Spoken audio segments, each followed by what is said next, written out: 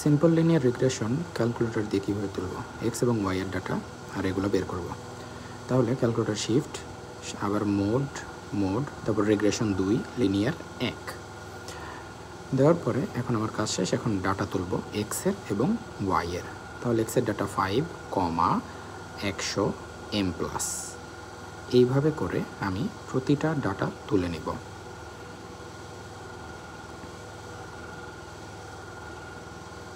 এখন ডাটা তোলা শেষ, এখন কেটে দিলে কোনো সমস্যা নেই। এখন আমি যে মানগুলো বের করবো এর জন্য শিফট 1। এখন x square, some of x, N এর মান, এগুলোর মান প্রত্যেকটা সংখ্যা অনুযায়ী দেখে দেখে ক্লিক করে বের করে নেব।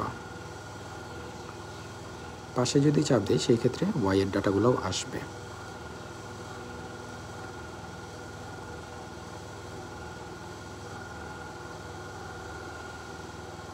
দেন শিফট 2 চাপ দিলে X bar, sigma X, sigma Y, Y bar এবং আলফা, বেটা এবং কোরিলেশন পাবো।